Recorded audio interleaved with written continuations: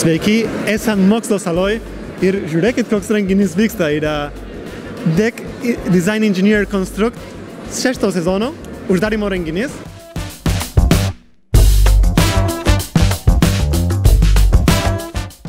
Šių metų mūsų projekto užduotis yra sukurti reabilitacijos centrą paralimpiečiams.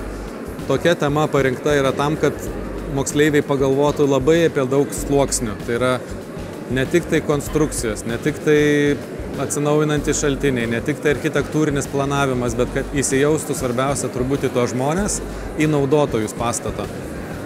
Taip pat bandom priartinti juos prie pačios temos, ta prasme. Labai dažnai mes jaučiam, kad žmonės, kurie turi negalias, jie gali būti atskirti nuo bendruomenių ir sakykime, kartais net galbūt kalbėti nesinori, norisi kažkaip gal išvengti tos temos. Mes sakom, pabandykit įsijaust, pabandykit, mes esam kartu, mes esam visi drauge ir sukurkim tokias erdves, kuriuose galėtume visi būti kartu.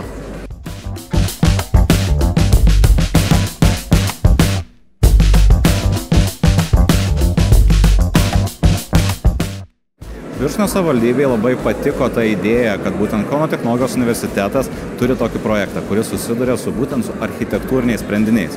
Ir 22 projektai metus laiko dalyvavo šiame projekte ir mums buvo labai malonu, kad Birštono vardas kaip kurortas skambėjo būtent šiuose projektuose.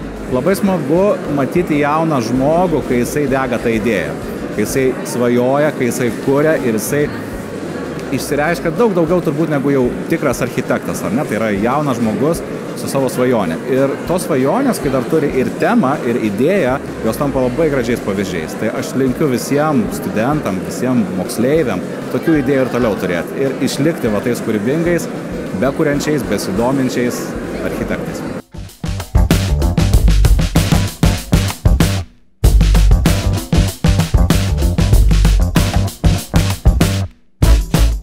Iš kur busit jūs? Mes iš Kauno Jono Basanavičiaus gimnazijos. Supratau, tai pirmą kartą dalyvaujat šitam projekte Design Engineer Construct, ne? Taip, mūsų pirmi metai ir iš viso pirmas kartas kažką darant su architektūra, su statybomis ir taip pirmąjį metą dalyvaujant. O kaip šiaip išgirdom, kad čia pagrindinė mintis buvo sukurti paralimpiečiams tokį jaukų, patogų centrą.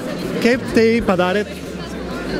Mes iš tikrųjų taikėmės svarbiausia prie paralimpiečių, aišku, darėme visas sporto šakas, kur galėtų jie treniruotis toliau, kur galėtų reabilituotis, bet taipogi ir nenorėjom atskirti visų žmonių.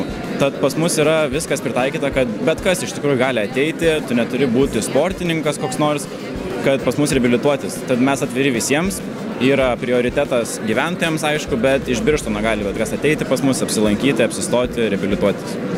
Gerai, gal galit papasakot trumpai apie savo pastato pagrindinę mintį, gal priartėjam prie plakato? Tai mes nusprendėme naudotis Singapūro įstatymu, tai grąžinti visą žalią erdvę atgal į pastatą. Kaip tai padarėm? Želdinom stogus. Čia visur taip, padarėm ir parkelius. Pačio parkelio čia matomo neiškirtom, viską integravom. Ir dar norėjau paminėti, kad mes pamatėm, kad paralimpiečiai susiduria su labai daug sunkumų ties pastatu, ties struktūrom, laiptai, liftai, tai mes ir padarėm rampą, kurie galėtų patogiai užkilti štai čia kamputį. Tai va, ir dar padarėm taip pat reabilitacijos centre įvairių konstrukcijų žmonėm, kurie turi neregos sutrikimų ar sunkumų su nerega. Tai padarėm įvairius brailio raštus ant turėklų, iškilimus prie langų ir prie laiptų, kad žinotų, kad priešais yra kliūtis. Tai vienu žodžiu, reikėjo daug pamastyti apie visokius dalykus, ne tik apie konstrukcijas, bet ir apie poreikius žmonių. Kas buvo gal sunkiausia atliekant šitą projektą? Sunkiausia turbūt buvo dirbti komandoje dėl pasiskirstymo darbų ir taip toliau, nes vis tiek dažniausiai būna grupėje, kuris dirba daugiausiai. Taip pat buvo ir iššūkis turbūt mūsų draugai dirbti su SketchUpu.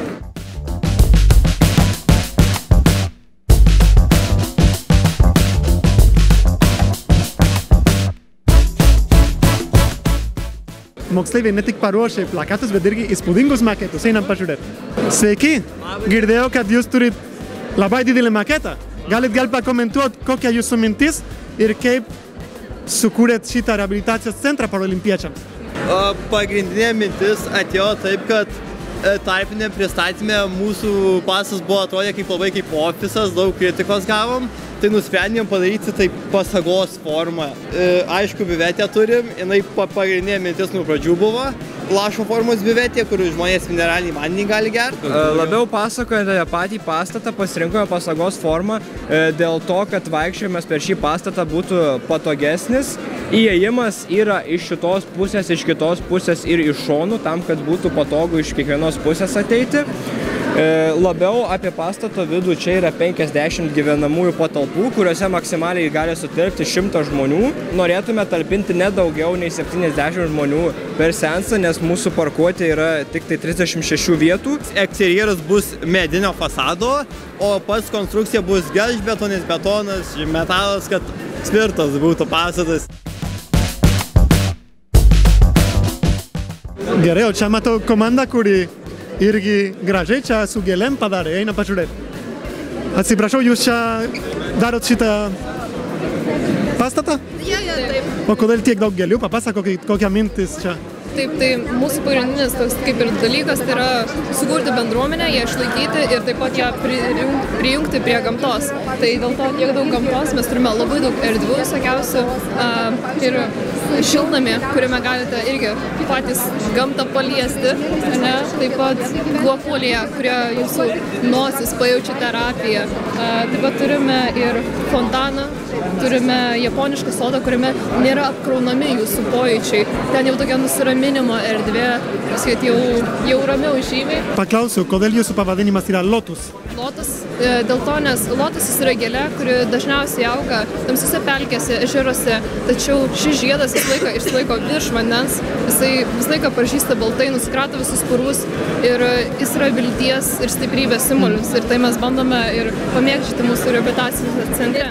Maketas yra mūsų pastato, kaip čia, vizualizacija ir čia galit matyti mūsų eskizus padarytos nuostabios liepos ir 3D, taip pat va čia galite plakate matyti. Pastatas yra 2 aukštų, pagrindė pirmas aukštas yra susijęs pilnai su reabilitacija, vien reabilitacijos patalpos, antram aukšte yra apsigyvenimas ir visos kitos reikalingos paslaugos kaip maistas ir... Bet aš matau, kad yra pilnas šokolado tas pastatas.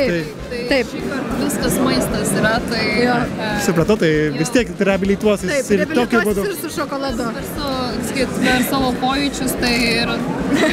Gerai. Ir šokoladas. Tai labai ačiū ir paskutinis klausimas. Gal jums, kas buvo sudėtingiausia dirbant prie šito projekto? Aš manau, sudėtingiausia buvo sujungti visas mūsų 7 mintis į vieną, nes kadangi turime 7 komandos narius, tai labai sunku visas mintis sujungti vieną, bet iki pačio galo pasiekėme mūsų bendrą projekto rezultatą.